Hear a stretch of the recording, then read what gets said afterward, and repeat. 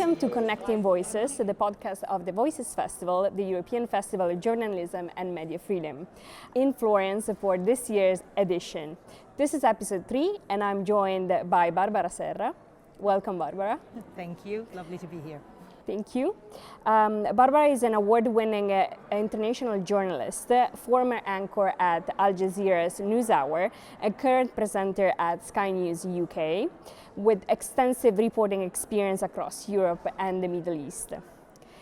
So for this conversation, we just have 10 minutes, so I'll start the clock in a moment. But here at Voices, we would like to focus on the topics of your panels, namely how journalism has transformed in the past few decades in the face of growing propaganda, the rise of threats to independent and unbiased reporting, and a near constant state of conflict. We start the clock. So my first question would be about your experience as an international journalist. You spent over 16 years at Al Jazeera. How do you think, how international do you think is international journalism, and how has it changed over time? How have you seen it change? So I think the answer is how much has it changed enormously, but I would say journalism in general has changed. And look, political pressure on journalists is nothing new. I think the digital changes that we have seen and just the change of the landscape and the journalism ecosystem has been incredible, even just in the past couple of years, let alone the past decade or so. So you called me an international journalist. I actually don't think there's any such thing as international journalism as such. I think there is English language journalism that a lot of the world looks to as kind of direction to sort of often set the agenda on international news stories, but outlets will have their own domestic audiences that they cater for. But obviously, if you speak in English, then your potential audience will be the 1.5 billion people, nearly 2 billion people that speak English around the world. So I would say that international journalism, like all journalism, is a bit of a puzzle. There will be different points of view. There's one truth, but then there'll be different specialisms or different parts of the world that certain networks focus on more.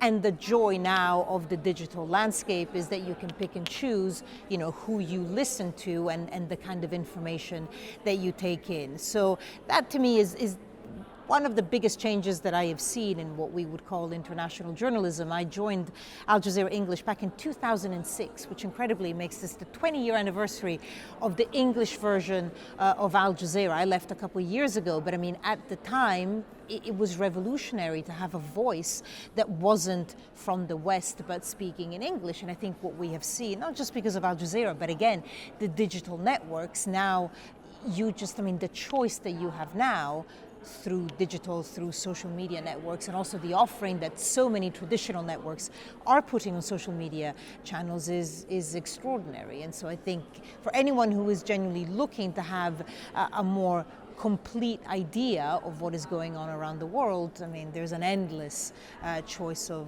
sources.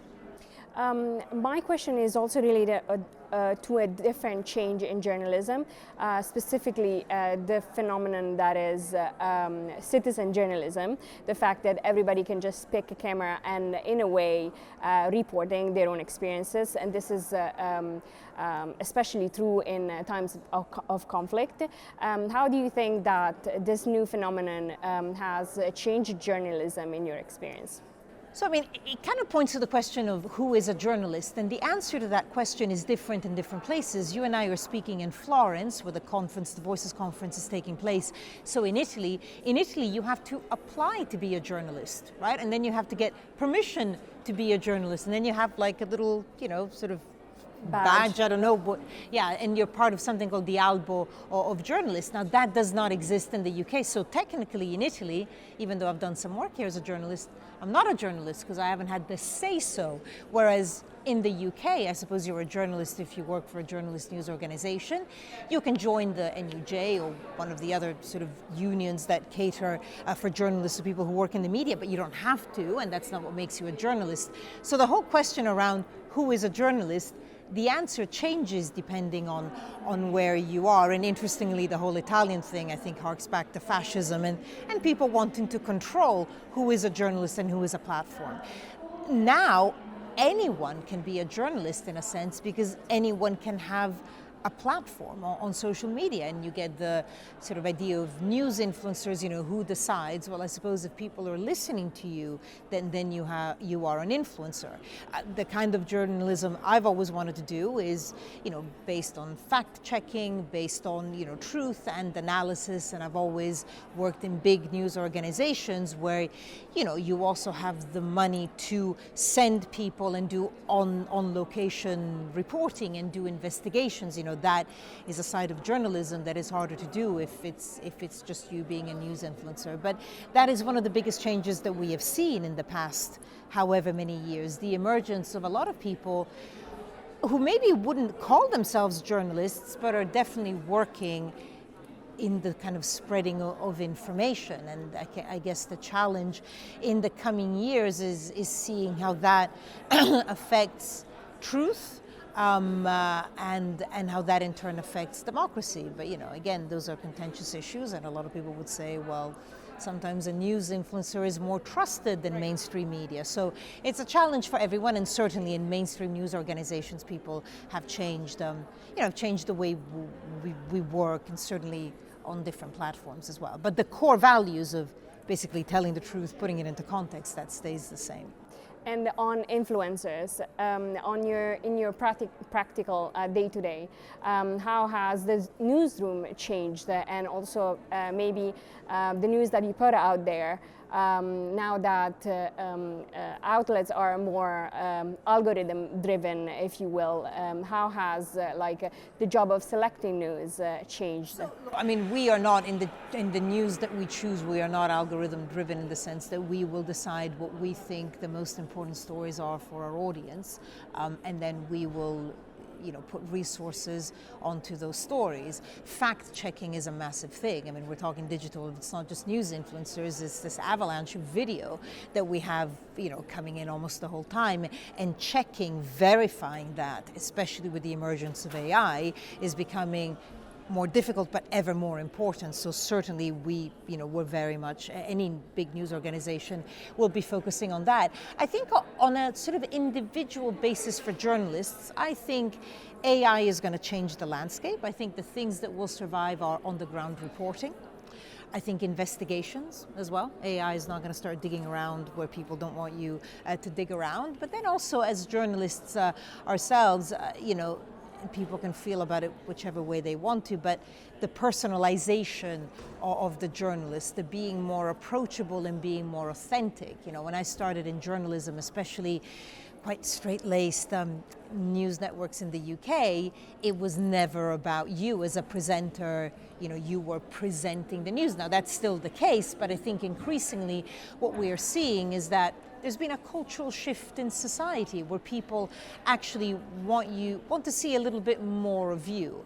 I think there's a limit to how much you need to know about my thoughts. I think impartiality is still very important. Obviously, I bring all of my experience to any interview I do, to anything that I'm reading, but I believe in that format still, that you're giving impartial news.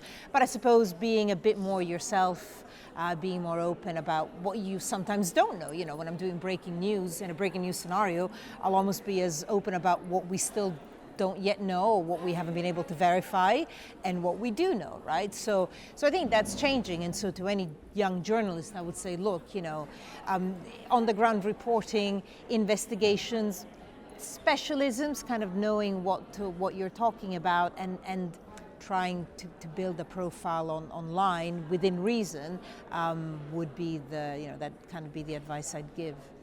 And my last question would be about, you spoke of AI. I was wondering if you think that journalism has now an issue with oversimplification, and if people are as equipped as they were before to sort of digest the complex news, or if this sort of attention span has become more limited. Look, I think there's different ways of giving the news, right? You can have even on TV, like the 20-second read or the 3-minute report. And you can have a quick reel on Instagram, or you can just have like a carousel, or even just a story, and you can link to the much longer feature. And all of that can be within one news organization, right? At Sky, we are all those things: TV channels, an app, website, and then we have our experts that will give analysis. I think there's a lot of research that says that people's attention spans are changing. Again, I think people will choose how they want to consume their news. Obviously, you're not going to get the same depth from a reel that you would from a longer 10,000 word piece, but I think people will choose, and hopefully once they trust the news organization, they will consume a lot of what is offered under that one umbrella. And there is still attention and space for good journalism out there. I would hope so.